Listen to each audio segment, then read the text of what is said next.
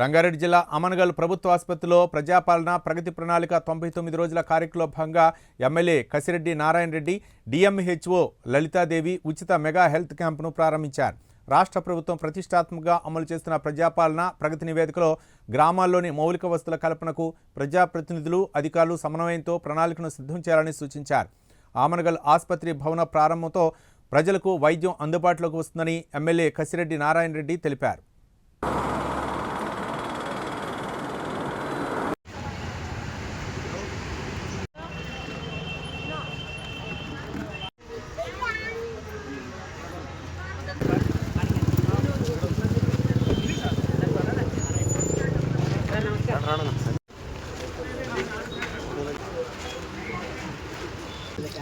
Welcome to the camp. Sir.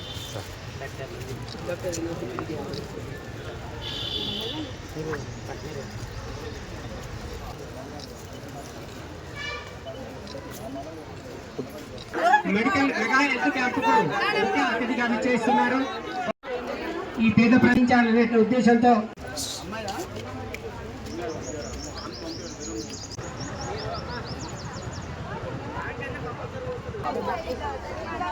రోజులు మళ్ళీ లైన్లో నిలబడాలి.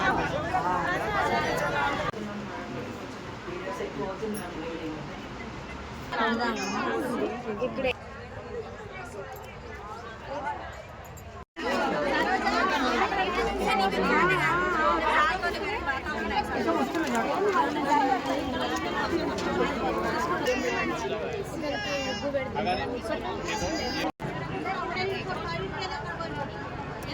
ఏప్రిల్ నుంచి 16 ఏప్రిల్ నుంచి మన దగ్గర కళాకృతిలో పెడతాం. అది అన్ని హాస్టల్స్ మనం 79 హాస్టల్స్ తీసుకున్నాం సార్. ఫస్ట్ ఫేజ్ లో హాస్టల్స్ కూడా వెళ్ళి పిల్లలకు HB testing, anaemia, exam stress management, ఏమన్నా ఎగ్జామ్స్ లో సైకలాజికల్ గా ఏమన్నా డిప్రెషన్ ఉన్నా కూడా టెలిమానాస్ కాల్ అని 14416 దానికి కూడా ఫోన్ చేసి మనము కౌన్సిలింగ్ చేయడం.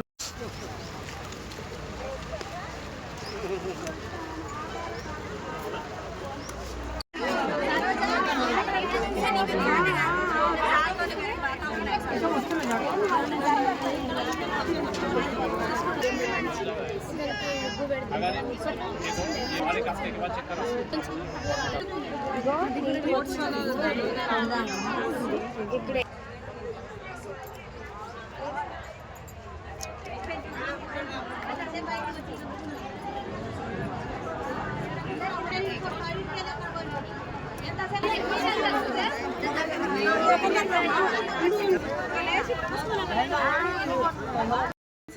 దీంట్లోనే ఫస్ట్ ఫేజ్ లో ఆర్బిఎస్కే డాక్టర్స్ ద్వారా వివిపి స్పెషలిస్ట్ డాక్టర్స్, పీడియాట్రిషియన్, ఒక ఆఫ్తాల్, ఒక గైనిక్, అన్ని హాస్టల్స్ మనం 79 హాస్టల్స్ తీసుకున్నాం సార్. ఫస్ట్ ఫేజ్ లో హాస్టల్స్ కూడా వెళ్ళి పిల్లలకు HB testing, anaemia, exam stress management, ఏమన్నా ఎగ్జామ్స్ లో సైకలాజికల్ గా ఏమన్నా డిప్రెషన్ ఉన్నా కూడా టెలిమానాస్ కాల్ అని 14416 దానికి కూడా ఫోన్ చేసి మనము కౌన్సిలింగ్ చేయడం జరుగుతుంది సార్.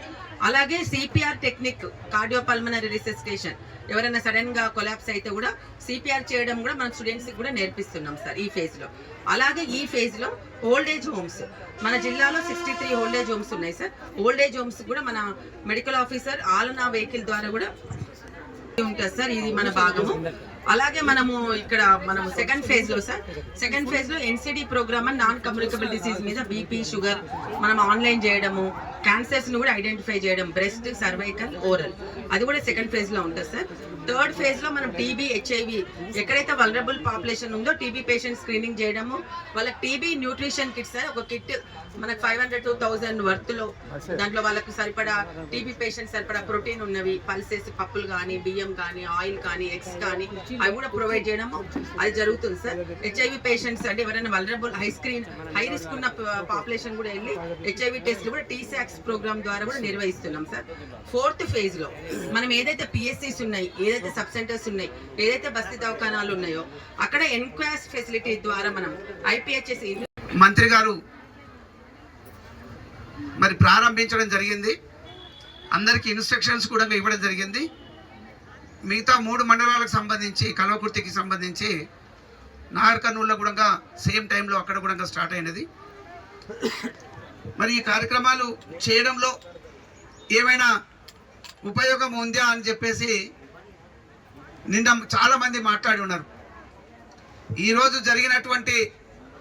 జరుగుతున్నటువంటి ఈ కార్యక్రమాన్ని చూస్తే వందలాది మంది పేషెంట్స్ ఇక్కడికి వచ్చి ఉన్నారు. ఇందులో ఏం జరుగుతుందని చూడడానికి రాలేదు. వారి హెల్త్ ఏ విధంగా ఇంప్రూవ్ చేసుకోవాలి, ఇక్కడికి అందరూ డాక్టర్స్ వచ్చి ఉన్నారు. ఈ సమస్యల పరిష్కారానికి ఈరోజు పూర్తి స్థాయిలో ఈ డాక్టర్స్ పరిష్కరిస్తారని చెప్పేసి ఇక్కడికి వచ్చేసి ఉన్నారు. ఇక్కడ ఉన్నటువంటి డాక్టర్స్ ఎవరైనా కూడా సరే, ఈరోజు అంటే ఓపెన్గా జరుగుతూ ఉంది. ఒక పేషెంట్ వచ్చేసేసి డాక్టర్ తోటి మాట్లాడుతున్నప్పుడు ఓపెన్గా మాట్లాడేటువంటిది ఉంటే నలుగురు వింటూ ఉంటుంటారు. కానీ పెద్ద బిల్డింగ్ అయిన తర్వాత అలాంటి సమస్యలు మనకు ఉండవు. కానీ ఈ డాక్టర్స్ ఏంటి అంటే ఒక దేవుడు లాగా ఏది కావాలో అది ఇస్తారు. కానీ దానికి ఏం పబ్లిసిటీ ఇవ్వరు. ఉన్న రోగానికి కానీ లేకపోతే ఇంకేదైనా సమస్యలు ఉన్నా కానీ నలుగురితోటి వాళ్ళు షేర్ చేసుకోరు. కాబట్టి వాళ్ళు అందుకే డాక్టర్స్ ఆ డాక్టర్స్ తోటి చెప్పుకుంటే సమస్యలు చాలా పోతాయి. అది చెప్పుకున్నప్పుడు ఆ రోగం గురించి ఏముంది వాళ్ళు చెప్పగలుగుతారు. కానీ ఏం చెప్పకుండా పోయేసి నాకు వచ్చినది, నాకు తలనొప్పి వచ్చింది అంటే తలనొప్పి ఎందుకు వస్తుంది కూడా అది చెప్పడానికి వాళ్ళు డిస్కస్ చేస్తే తెలుస్తుంది. మీరు ఓపెన్గా ఇక్కడికి వచ్చినటువంటి పేషెంట్స్ ఎవరైతే ఉన్నారో ఆ పేషెంట్స్ అందరూ కూడా ఓపెన్గా డాక్టర్స్ చెప్పుకుంటే చెప్తారు తప్ప డాక్టరే చూసేసి తలనొప్పి ఉందా కడుపు నొప్పి ఉందా చెప్పేటువంటి పరిస్థితి ఉండదు. ఎందుకు చెప్తున్నాను ఈ మాట అంటే రాత్రి 9 గంటలకు 10 గంటలకు ఫోన్లు చేసేసి నేను డాక్టర్ దగ్గరికి వెళ్ళినా కానీ డాక్టర్ నాకేం చెప్పలేదని, నువ్వేం అడిగినావంటే నేను ఏం అడగలేనటువంటి ప్రాక్టికల్గా చెప్తా ఉన్నా. నేను స్కూల్స్ వల్ల కూడా ఈ విధంగా మానసిక నిపుణుల ద్వారా ఉచిత కౌన్సిలింగ్ అనేది ప్రభుత్వం తరఫుకెళ్ళి జరుగుతున్నటువంటిది. దీనికి ఖర్చు అయ్యేది లేదు. మానసిక అంటే ఆ డాక్టర్స్ ఎవరైతే ఉంటారో పోతే చాలా ఛార్జ్ చేస్తారు, వాళ్ళు వేలల్లో ఛార్జ్ చేస్తారు. ఇక్కడ మన ప్రభుత్వం నుంచి ఫ్రీగా జరుగుతున్నటువంటిది. అదేవిధంగా ఒక స్కిల్ సెంటర్ కోసానికి ప్లేస్ చూపించినాం. నిన్న మొన్న ఇవన్నీ చేస్తూ ఉన్నాం. అవి టెండర్ ప్రాసెస్కి వచ్చినాయి. అది కూడా స్టార్ట్ అవుతాయి ఆ వర్క్స్. ఇవంతా ఒక ఎత్తు అయితే ఇక్కడ ఉన్నటువంటివి ఇప్పటివరకు డిఎంహెచ్ఓ గారు చాలా చక్కగా ఏమేం జరుగుతూ ఉన్నది ఈ హెల్త్కు సంబంధించి. మామూలుగా ఏదో రోగం వచ్చింది దానికి నయం చేస్తారంటే కొన్ని కనిపించినటువంటివి ఉంటారు. స్కూల్ పిల్లలు అదేవిధంగా కాలేజ్ పిల్లలకు ఉన్నటువంటిది మానసికంగా వాళ్ళు దెబ్బతిని ఉంటారు. అలాంటి వాళ్ళని కూడా మేము ఫస్ట్ డేనే ఈ రోజు నుంచే మేము స్టార్ట్ చేస్తున్నాం. వాళ్ళకి కౌన్సిల్ చేస్తాం. అంటే 15 to 20% స్టూడెంట్స్ ఆ విధంగా మానసికంగా ఇబ్బంది పడుతూ ఉంటుంటారు. అంటే మానసిక రోగి అంటే కాదు, కానీ అక్కడ ఉన్నటువంటి ప్రభావాలు, అక్కడ ఉన్నటువంటి ప్రెషరు, తర్వాత తల్లిదండ్రుల ప్రెషరు, అక్కడ టీచర్సు, తర్వాత మిగతా పిల్లలను చూసేసి నేను ఆ స్థాయికి వెళ్ళలేకపోతున్నాను, ఎంత కష్టపడ్డా అని చెప్పేసి వీటన్నిటి కూడా పరిష్కారం ఇవ్వడానికి డాక్టర్స్